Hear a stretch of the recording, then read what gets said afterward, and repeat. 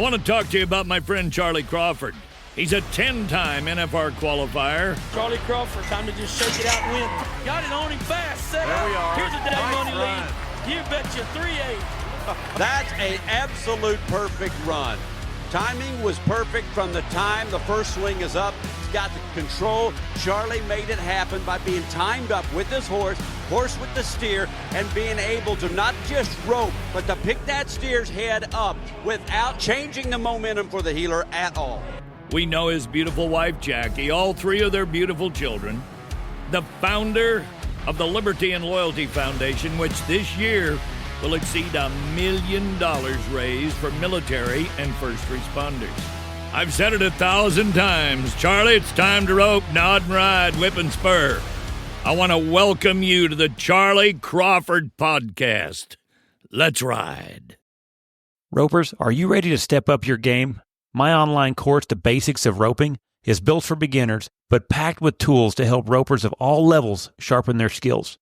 With over 2 hours of instruction, frame-by-frame swing breakdowns, when to turn your hand over to keep your loop open, when and where to let go of your rope so you can get the horns in the middle of that loop, over 15 dummy drills to simulate real-life runs, you'll have everything you need to improve. Go to charlycrawford.training and follow the link under the course tab to get started today.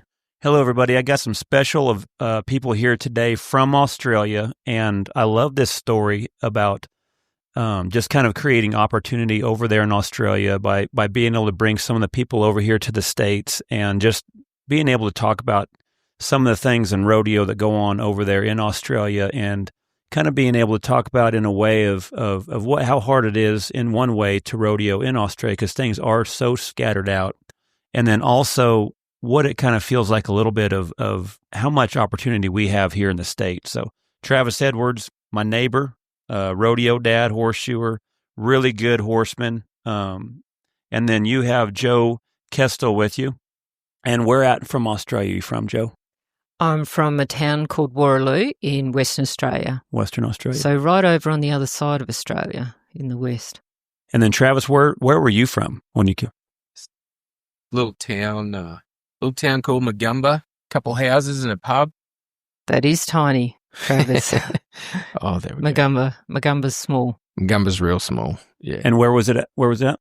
It's in Western Australia, about half an hour from where Joe is. Okay. Yep, little old town, and grew up. My parents had some cattle and sheep, and ran rodeos, and Joe and her husband have been family friends since I was a kid. I got the opportunity a couple of years ago to go over there and do a couple clinics, and I was craving going over there for the longest time because I ain't gonna lie, I grew up Crocodile Dundee, one of my favorite movies of all times. So I was really excited to go over there. I wanted to see a crocodile. I wanted to see a kangaroo. I was hoping not to see a king brown. Luckily, I didn't, or a taipan, and luckily I never saw that. But it was so fun just from the culture. It was fun for the people. I loved the people. But it was one of those things too, where I didn't realize how scattered kind of everything was from one point to the next. And, you know, the amount of work that it took for you guys to have to travel to get to rodeos, like, it was a lot of work compared to how spoiled I was here at home. Yeah. And it was one of those things when I came back from home, I was like, man, I got it good over here. It was good for me to go over there to see how hard you guys have to work to be able to enjoy the rodeo life that for us is maybe it's a couple miles away. You know what I'm saying? And how many things are so close to where we're at. Yes. They do have to travel a lot of miles. It's about 14 hours that they'll travel to the north to rodeo, and it's nothing to them really. I mean, when Aussies say it's just down the road, it can be miles and hours that they're travelling, but they put those miles in because they love rodeo. I mean, the cowboys back home and the cowgirls, I mean, it becomes a big part of their life. And even for our son, he's now homeschooled simply because we kept pulling him out of school to go on rodeo.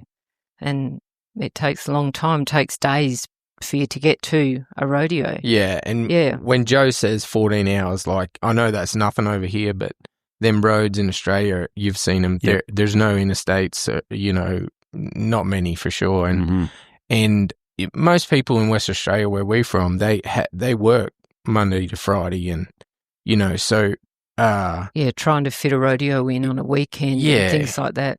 Especially when you talk about They gotta- 14 hours away or gotta- 12 hours away. They got to head off. Yeah. And during the week, when a lot of people nowadays have got some arenas at their house and whatnot. But I remember when I was growing up, we'd drive an hour so we could go practice. We couldn't jump on our horses and run a pen of calves every night like my kids do. So it's we had the meeting point at Stampede Arena in Bullsbrook. Everybody kind of used to practice together at the one arena. So definitely it's changing, but people are building their own arenas more now than what they did years ago. So, but we, just as Double Barrel, are wanting to give this opportunity for cowgirls and cowboys back in Western Australia. Just the opportunity, because I know when you rodeo, you dream of just being able to come to America. It wouldn't be something that no cowgirl or cowboy back home would not think of. They know that this is where there's the most amazing, world competitors. Excuse me, and so they want to be a part of that. And so, as Double Barrel, we want to be able to give them that opportunity and send them over. So, is Double Barrel Entertainment correct? Yes, that's what it you is. and your husband Mark. And you guys produce a lot of rodeos over there, is that correct? We do. Yeah, we produce the most amount in WA. So what were some of the things you talked about earlier, Travis, were some of the things that you guys kind of picked up here in America that you were able to bring over there to Australia? Like sound systems and things like that kind of creates a really high entertaining environment at the rodeos as well, correct? Oh, we've lifted the standards. So through Travis, he brought Coulter out, and so our daughter, Clancy, she does the sound. And I mean, you can even let them know, Travi, about Coulter and when you brought Sam and stuff out. Yeah, so Joe and Kestel, they've always been involved in rodeos. Joe's been rodeo queen of Australia, and Mark was a comedy clown, bull rider, rode bareback horses. Joe used to run barrels and breakaway, and they were family friends, like I said, from when I was a kid. But when I came college rodeoed over here and stayed over here, we stayed in touch, and I would fly home to Australia, and they would get me to do some schools and whatnot, just from, not that I was that great or whatever, but I would pick up a lot of things from, you and Jackie being my neighbors, and Walt Woodard's my other neighbor. So I seen them do clinics, and I kind of just mimicked that, and they got me coming over there once a year doing schools and stuff. And then we kind of put our heads together and thinking, how can we make rodeo better? And that's when we got Coulter Ellis over there. He's a great sound guy, really good announcer. He does the Cody Night Rodeo every year for Maury Tate and Mo Better. And he worked with an Aussie kid up there that was a comedy clown, and we took them back, and he set a couple laptops up for Joe's daughter, and the ball rolling, didn't he? Yeah. After that rodeo, there was some guys from Australia that would post their runs and stuff, and their friends would say, "Man, that was cool, the music you put to that." And they were like, "No, that was the music at the rodeo this year. It was badass," Mm-hmm. So that's kind of and that's a big part of rodeo. We are the entertainment industry. Yes. So in order to get tickets out there and get tickets sold, to get butts in seats to where you can kind of pay for a lot of the production of the rodeo, it's very important to be able to have that entertainment pull to it as well. Then that way, people start being attracted to it, or they start coming to it. Oh, 100%. Yeah, they, Double Barrel is really recognised back home as a top-notch rodeo. So, and we do put a lot of effort into trying to keep it really professional. But I have to say, it swings back to us and our connection with Travis, because we obviously reached out to him to make the music better, to, even about the clowns, and with our competitors now, through Travis's connection, we can send them over here to get trainings, and which we did with these girls just recently with Jackie Crawford, and they were just blown away with what they received and how they have now been able to, they'll take it home with them, like how great it was to get trained by her. They were just mesmerised. Yeah, I mean, You know? some of the things that Jackie went over was, I mean, some of the things when you go to Australia, it's hard to explain. But so Joe and Kestel just brought 6 girls over from Australia, and we had Jackie work with them for 2 days. Unreal to have Jackie do that, because she doesn't do that anymore too much. Yeah, she told me the other day, she goes, I got a clinic next week. And I'm like, I thought we had a talk that I do the clinics, you get to go rodeo. Like, yeah. Well, we're just grateful that Travis has that input. Well, I was concerned because I hadn't seen any Amazon packages that week. So I'm like, all right, is your rodeo account going dry? Like, what are you doing clinics? And she goes, Travis asked, and I said, no more questions. Yeah, it was the neighbor. Because if Travis asked, we got it. Like that, I understood. Yes. But then she kind of filled me in on what she was talking about, and I was like, man, what a cool opportunity there. What did the girls feel like, besides what they learned? What else did it feel like was so impactful? They just couldn't believe it. They were just saying to us, Joe, it was so awesome, and they have not been taught the way that Jackie taught them. Even coming here to have the experience here, to be in America, it's opened up their eyes. They can just see that there's just all this potential, and it won't stop here. You know, they'll go back home, but they'll have that incentive now to just get better. And that's what they want to do. We want to be able to produce these competitors and get them to an even better level and have those dreams and aspirations, you know, to go further. So yeah, I think coming over here and learning that there is different setups. Like, for instance, I think the big thing they learned was in Western Australia, it's always a really short score. And these girls want to start their rope before they even, as they're nodding their head, they're starting their rope. And, you know, there's a million different ways to break away or whatever. But, I mean, I always look up to Jackie and Kelsey and them girls that have so much horsemanship and start their horse and then bring their loop up, and they can still be, you know, so fast. Mm-hmm. But they maintain their horse when they're doing it. They run flat.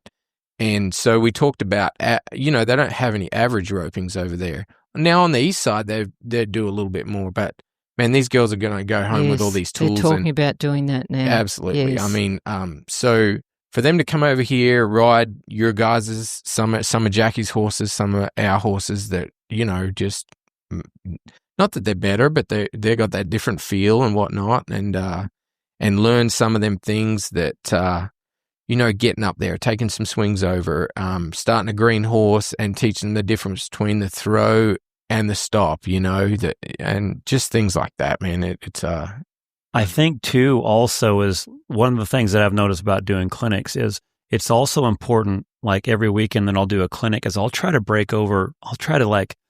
really try to go over lingo. And what I mean by that is, like, when you're talking about getting ahead of your horse, like, break down for people what that actually means. Because it's so important to watch some of these. There's so many outlets to be able to watch and study, especially on the internet. You know, that's worldwide.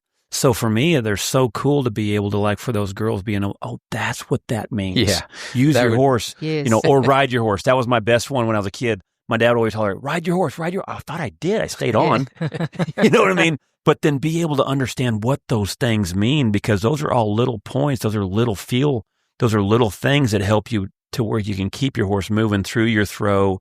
And then another thing too is, you know, where do you aim your swing? You know, what does Jackie Crawford look at when or Kelsey Chase when she's swinging? Where's the focus at? Where does the hand placement go right there to put those strands right there on that calf's neck? What's the best way to pull your slack? When should a horse stop? Should it be, you know, before you throw, after you throw, slack? You know, all those little things like that. Like you say, those tiny little things with those girls, and then being able to go back to Australia, you know, those are little things to me that's going to spread, with more information. It will spread. I mean, they will be just talking about this for ages, and they'll be trying to share what they've learned. But, I mean, the main thing, I think, Charlie, even with all of this, and this is not big noting double barrel, but we pay for their flights, we pay for their accommodation, and we pay for their training. We pay Travis to help us. So, and for the horses that they've got to hire, everything.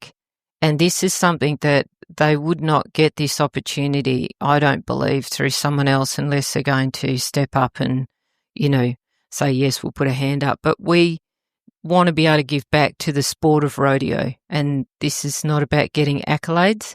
This is just quietly saying that we want to give back to the sport of rodeo by giving these competitors the opportunity to come to America, the States, the place that they know that they can get this opportunity from people like Jackie Crawford and, from Travis that can help us. And where do you feel like the passion, Joe, came to be able to try to give these kids these opportunities? I personally just love to give.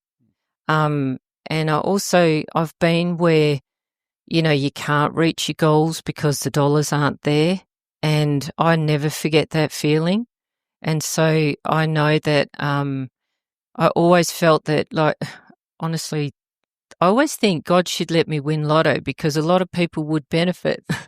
I just really do love to give. And I've also been in other associations where you do have to, you have to fundraise. You have to be able to get those dollars. Otherwise, you can't go.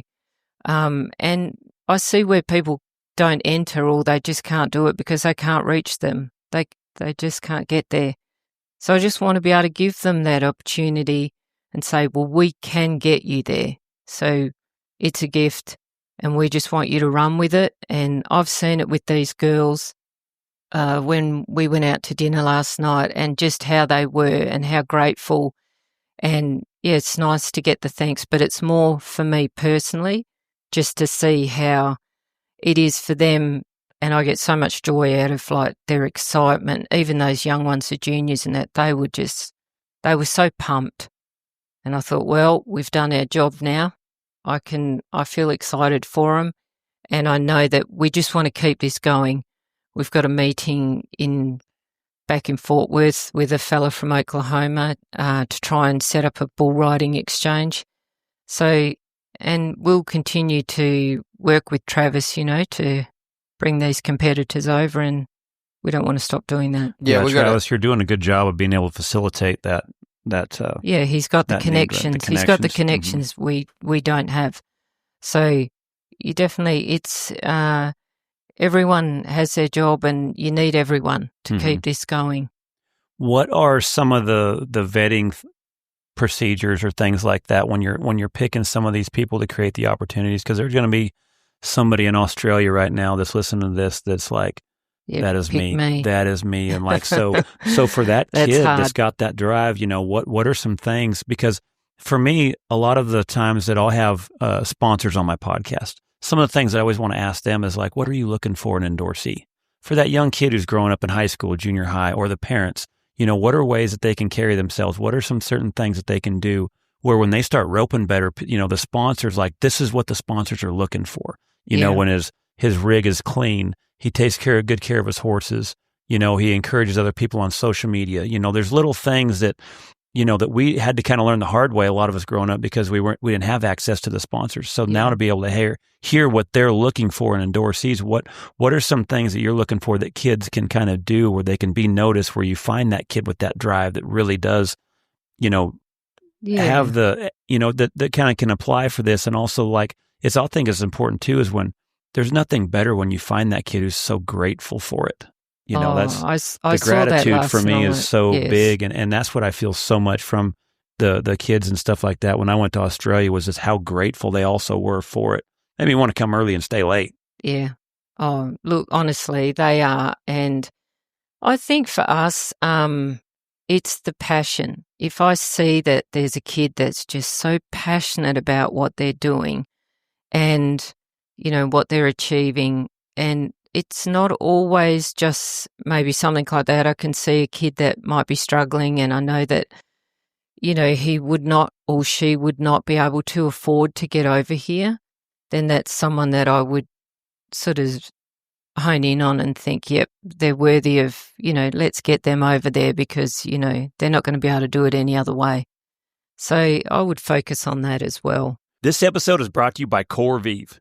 Corvive has a great line of products that I believe in and use every day. Their product Hydrate isn't just for quenching your thirst. It's packed with vitamin C and zinc to give your immune system a little extra boost, especially in this Texas heat. I don't do a clinic, podcast, or a pre-workout without their product Energy.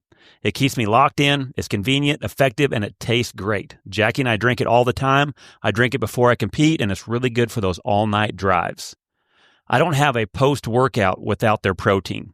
It's grass-fed, packed with collagen, peptides, amino acids, and has no chalky aftertaste. It's a great meal replacement or a way to rebuild after a hard workout. Core Renew covers all your gut health needs in just a single daily serving. New customers get 10% off their order by going to corevive.com/Crawford. See the podcast description for the link, or check the link in my bio on all my social media channels. What are some things that could also help some other kids too, of also some things you're not looking for? I think it's really big, in my opinion, in our industry for a lot of kids to hear that when they throw a fit in the middle of the arena, that is so looked down on and also not good for our industry. Like, I don't know what it's like over there, but we struggle. I still struggle with that. I entered the World Series finals in Vegas last year, and some young little Thundercat, that's kind of an up-and-comer, missed and didn't do very good, throws his rope, it hits two other people, one guy's horse pulled back with his reins, and then he goes out back and then just loses his stuff. And it's like, how come no one stepped up? And then at the same sense, it's like, how come I didn't step up? And like, to me, that's the things that can stain our industry. So is there certain things that you guys see over there that you would recommend competitors to try to help them with how they act, 100%. Actually, my son, Cash Kestel, okay, Cash, don't growl at your mother when you hear this. But, but he is a very passionate kid. But we would see sometimes when he didn't do well, he was not coping with it. And we actually had to pull him aside, and even Travis saw him when he was calf roping over here. And we had to say, come on, Cash, you can't do that. You've got to be more humble, and you've got to accept that when things aren't running right, you got to push that aside and just get straight back in there and have another go. He definitely learnt from us having a good chat with him. And, we had to be a bit of a firm one there for a bit, but Cash has definitely stepped up to the plate, and he's a great kid. He's he's a top competitor. Him and his mate, Luke, just won the Open in the roping back home, and Cactus from over here, they actually sponsor Cash, and they've met him, and he met up with them at the end of last year, and Cash had really stepped up to the plate, I feel, and even with his partner Luke, roping together, that and they also sponsor Luke and Cooper. And he did learn, and he just got better. It's just an age thing, and being around people that are a little bit more professional, it makes them lift their game. And I always tell everyone, I'm not speaking of it like I was perfect. I was horrible. I got mad. I got frustrated. And it was kind of one of them things where I heard Trevor tell me one time that he was talking to a group of kids, and he said, if little kids that can't learn how to control their emotions turn into big kids who can't control their emotions. And that one really hit me. I was like, man, that there is so much to that. And another thing is, I remember Corey Kuntz and I, we talk a lot about to yell at young kids. And, we look at it too. There's a lot of guys that will keep stats of their winning throughout the year. And they say if you'll win 50%, like if you win money 50% of the time out there at the rodeos, depending on where, obviously, and how big the hits are, that you're probably making the NFR. So that means you got to learn how to deal with 50% loss. Yes. There's so much failure in learning to overcome adversity in rodeo that's one of the big things. Everyone's always focused on winning, but there's ways that where guys got to learn how to lose. And it's not saying you're a loser, but it's amazing when you look at it. You're like, man, 50% of the time, like that's a lot. Yeah, and it's hard, I guess, when you're really passionate too, and you absolutely. have high expectations, just even of yourself. You just want to do good, which Cash is very much like that. But you do have to learn it. It's a learned skill, especially like you say, if you're passionate, you're going to be emotional about losers. 100%. Yeah. And, I mean, I think that's a part of the journey too, you know, and being around people that keep you on the right line is so cool. And I see it in the junior rodeo world over here, like, the other parents, you know, if the kid's out of line and the parents aren't around, you know, I see people step up and help good. shape them kids, Yes. you know, and that's awesome. Yeah. Yeah, 100%. Because, you know, we even spoke to Travi and said, you know, with the kids, just have a chat with them if you can see that they're not dealing with things too good, you know, just, and you said, didn't you, Trav, you know, of course, I'll step up and. Yeah, I'm going to send them to Charlie. Yeah. Well, I tell you what, Jackie was probably one of the best that I ever seen at it, because I didn't handle those things well. I'm bad to pour gas on fire. That was how I was raised. That's how my dad handled things, and that's kind of how I handle things. Mm. I've never seen somebody be able to see somebody that needed their ass kicked, but did it in a compassionate, loving way, like I did my wife one time. I seen one girl that was just acting bad, lost her stuff, was just every little thing was just the emotion she had on the inside was being taken out on her horse. And I'm not wanting to almost step up because I know where I'm going to go. Yeah. There's no way we're going to be friends after, you know, how I had it in my mind, how I was going to handle it. There's no way we're going to be friends afterwards. And she handled it, and she just basically walked up and said, "What's wrong? What's wrong? How come you're acting like this? How come? What's wrong? What's wrong on the inside?" And this girl just opened up, and there was something on the inside that she wasn't dealing with, and she was so angry, but she did it in such a compassionate, loving way that it literally de-escalated the situation, where then she could have a conversation, and then she could talk about what that looked like. Then she could tell her like what that defenseless animal underneath of her was going through. And it was just one of those things where I think no matter what country you're in, I think it's great to hear those things on, you know, a good way to be able to kind of de-escalate certain situations. And like I said, I learned so much from that. I was disappointed in myself that I didn't step up and handle it, but in the way I was glad I didn't, because I learned so much just on how compassionate she was and how she handled it. And I think every young kid needs to hear that, because there is probably something that is going wrong internally, you know. And so one of the best things I've heard in horsemanship, which I'm sure you guys are familiar with, Ian Francis, the best thing I've ever heard him talk about was where anger begins is where knowledge ends.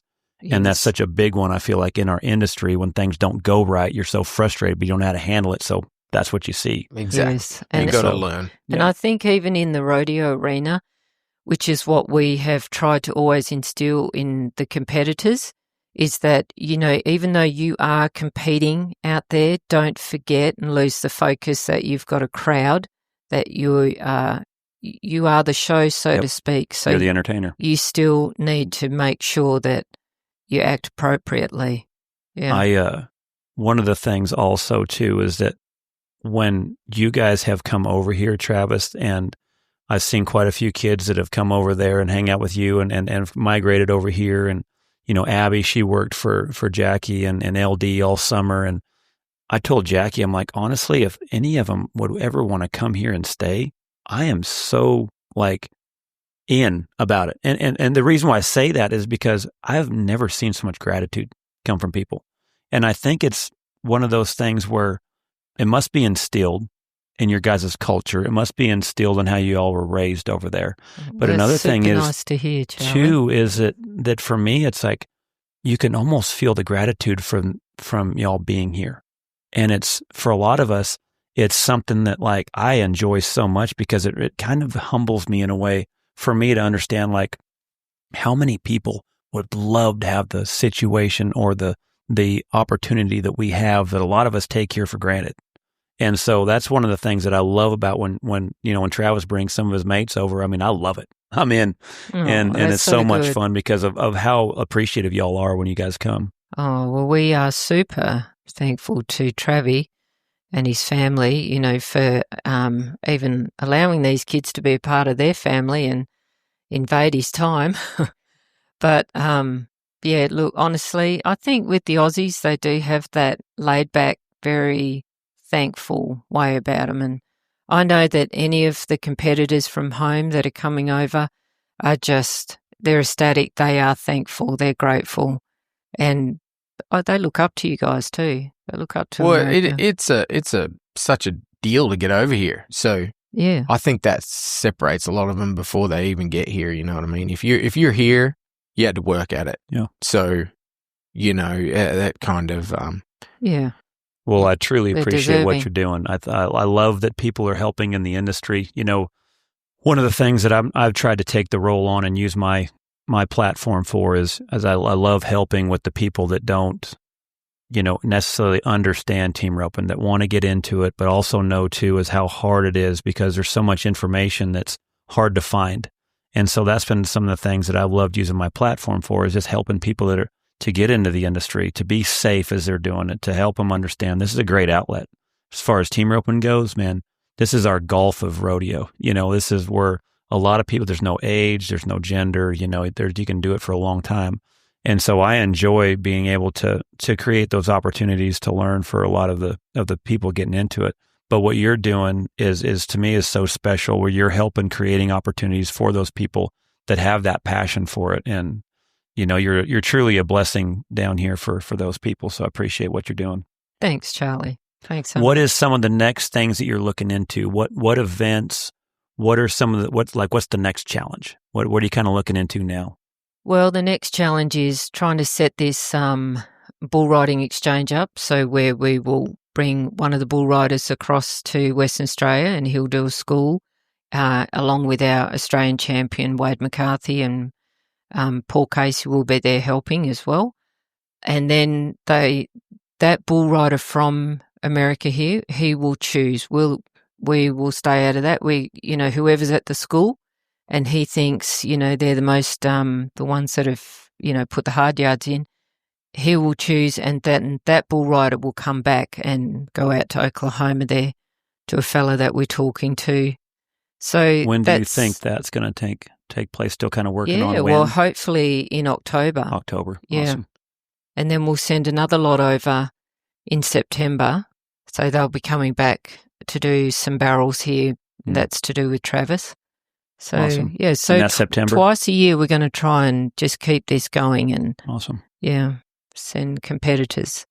Well, you're constantly. truly a blessing, and it's cool to see what you're doing. I know there's so many people I know over there that have to be just tickled what you're doing, and for us, those are things we look up to, And I always talked about when I was rodeoing, you'd see a few kids that came out that didn't have opportunity, that tried their butt off, that soaked up everything they could. And you watched that kid make his NFR for the first time, and you took your hat off to him. Wow. Because that's respect. You have a certain amount of respect Pretty for cool. a kid that tries that hard to get there. And same thing here when you're seeing people here that just soak it up and just want it. And we love seeing that, and stuff. And we also know too that there's certain things that sponsors have done for me, including for a lot of us that helped create more opportunity for us. And, for a lot of us too, we try to use platforms to be able to give back as well. Those are things that I try to do with the military event that I have at the end of the year.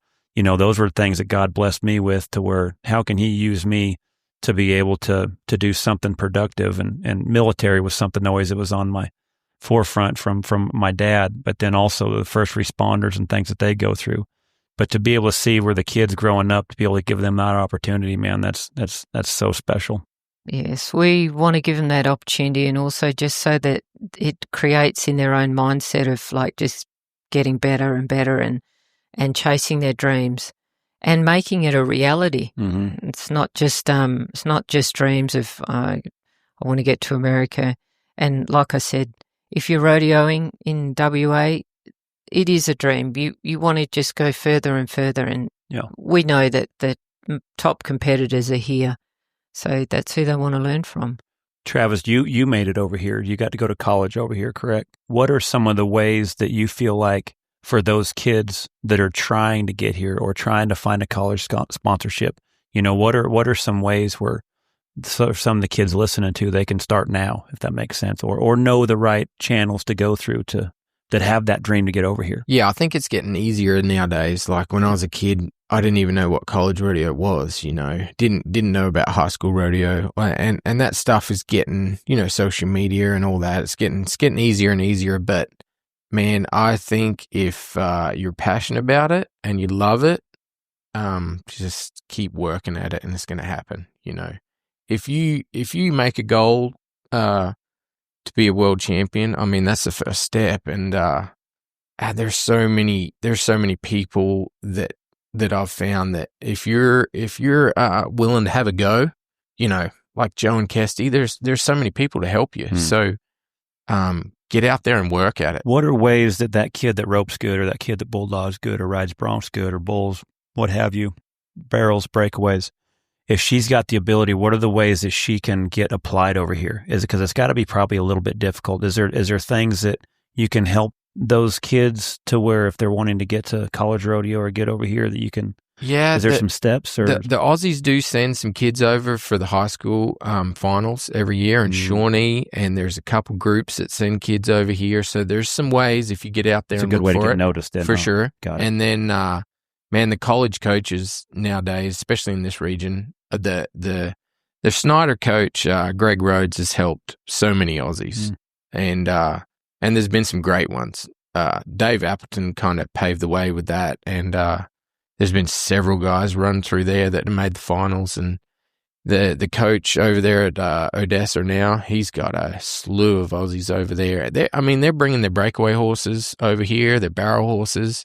I think one of the girls that's going to Odessa next year, her horse was in the 4-man round at Houston this year. So, college, I'd say that them coaches and just working at it, and if you're working at it hard, you're rubbing shoulders with the kids that want the same thing, and it's gonna steer you the right direction, I think. Yeah, I think so too, Travis, that, it becomes a bit of a dominoes effect, like, or it rubs off, they see what these others are getting, and it keeps them keen and makes them want to work hard and think, they hope also to be able to get over here. So it's just improving at the standard, which is what we just want to be able to give them that opportunity as well, is to keep improving and get really good at. Because even like with what Jackie taught the girls, and it's completely different. So even for them, their mindset is different now, where they're thinking, let's try and introduce this now when we go back and have a chat with the judges and see what we can do. Yeah, it's definitely going to get better for them. They've got all kinds of 10-head, jackpot ideas, and let's in them big arenas, let's score these calves out and make it a horsemanship deal. And well, your mum and dad have got an awesome arena set up. Travis's mum and dad back home, and they've got the length in the box there, so it's really, really, really good. Yeah, so I reckon they didn't have that when I was a kid.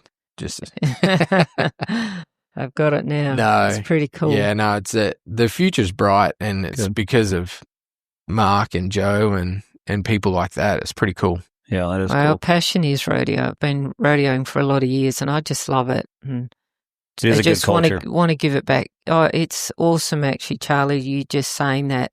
It's definitely a family sport. If you rodeo together, you stay together. You see it like. It is extremely family orientated. So yeah. Well, I truly appreciate what you're doing, and Travis, same with you. I mean, the events that you and your wife are doing, Jill, with the youth events. Love to kind of get that promoted out here. What do you guys got coming up in October? So once a year, we started having a breakaway rope. As you know, we got 3 girls, and you are the last man standing in your household. for sure. But when we started hauling our oldest one around in the 10 and unders, we noticed there was, at the big ropings, there was like 60 boys entered and 3 girls. And we're like, man, this just doesn't seem right. And then it'd go to the 12 and under, and there was 60, same deal. So Jill's like, man, this ain't right. If they were playing basketball, it would be a girls team 100%. or a boys team. 100%. And we're like, man, you go to the biggest junior events there are, and they rope together, and the boys just whip on them. So Jill, she's super good with sponsorship, and she loves the prizes. And my parents were stock contractors when I was growing up and ran a lot of rodeos, so I love putting on events and having something to do with that. So we started running this breakaway rope, and we called it the Something Special, because it really is, it's the only one with those age groups that have it just solely for girls. And now, in the 10 and under, we've got that 60, 70, 90 entries, and they're all girls. So what age brackets do you have, and when is the dates of it? Yeah, it's in October this year. I think it's the start of October. We run it at the Tarleton facility. Mark Eakin's been awesome. Here in Stephenville. Yeah, we're in Stephenville every year at that covered arena, so it don't matter with the weather. Yeah, that's important here. Yeah, and we have the 10 and under and the 12 and under. That's our big ropings. We do something for the 16 unders. We have it higher fees. It's $500 fees. But it does pay a lot. And Jill, she's the rodeo mom, so she sets it up how she'd like to see it work. Mm-hmm. And instead of paying all the money at the top, we pay down to 10 holes in those ropings. We pay down to 6 holes in the rounds. They get prizes for each rounds and the average down to 6 holes. And some really great prizes, and there's so many people that have jumped on board sponsoring that deal. Awesome. and it's grown and grown. It's a great deal. Now, you guys got a Facebook page? Yeah, you look up something special, and Jill's always posting stuff on there. That way people can kind of look onto it and start looking to see exactly when the dates are and start planning ahead. Absolutely. Check out something special on Facebook, and you'll find it all out. Well, man, it's awesome what both y'all are doing. I truly appreciate it, and the industry appreciates it, and glad you're my neighbor. Yeah. That's been a true blessing. And I remember when Jackie told me one time, she goes, I talked to Travis the other day, and Travis says, man, he said, I like Charlie. He said, but I never feel like we really bonded. And Jackie goes, what do you mean? Like, you guys are good buddies? You know what I mean? Like, get drunk, fight, wrestle around, and become mates. And I'm like, exactly. Yeah, there's a reason why I like this guy. I love it. Truly. I was like, yeah, we're already bonding. That's right. That's right. Yeah. Classic. But also, too, what an amazing horse trainer you are. Like, I've seen some great stuff that you guys have done over there. And, I've seen, man, some great horse trainers have come from there. And, like I say, just the work ethic that you guys do when you guys come over here, I truly, truly appreciate it. And, what you guys are doing for everyone over there. Man, it's giving them opportunities here. That's great. It's such an opportunity to live next to you guys, because I trot a colt over here and watch you guys and just sit in the background and watch you school on people, and I pick up so much, and it's just such an opportunity to live in this area. You can trot one way and watch some guys do a clinic. You can trot the other way and watch Walt work on his group. I forgot how many we counted at one time within a 5-mile radius, how many arenas and indoors there was, but we've lost track. I don't know if it's getting close to, almost 15 or 20 outdoor arenas, and I think there's 4 or 5 indoor arenas just within a 5-mile radius here. It's wild. So much opportunity here. Such an opportunity. It's awesome. Yeah. That is wild compared to what we're doing and how we're running back home, but that's okay. We can send them across in a flight to get here to have some fun in Stevensville. Yeah, when the Jackie come over and watched the girls rope the day before the clinic started, just to get used to the horses and whatnot, and when Jackie rode over with your kids and Cheyenne, the girls are like, "What? Where'd they come from? What? They just rode over? What's the deal?" Yeah. Remember when we put that gate, and we're like, and that was a long time ago when we put that gate there, and we're like, I wonder how many back and forths there's going to be from one arena to the next with the horses and stuff and competing going on from here. And we're starting to see it now. Yeah, and especially the kids being friends and riding together now. That video that Jackie got when Tori was bringing the calves in, the little bottle fed, and that one was chasing her all the way back to Jackie. That's so funny. Yeah, definitely. Well, I truly appreciate what y'all are doing. I know you got to get to Fort Worth, and thanks for the time. Thanks for coming on my podcast. I appreciate it, Joe and Travis. No worries. Appreciate Thanks, it, mate. Charlie. Man, thanks a bunch thanks for having us. Yeah. All right, you bet. Well, God bless you guys. It's really cool. Thanks. If you're interested in coming to a clinic this year, my 2025 clinic schedule is posted on charlycrawford.training. Go there and see if we are headed to an arena near you. If you're wanting to host a clinic, I have a few dates available. July 11th through 13th, August 29th through 31st, September 12th through the 14th, September 26th through the 28th. My October is open, and November. All the details and the easy sign-up form can be found on my website under the Clinics tab. If you have any questions, email me at charlycrawford.training@gmail.com.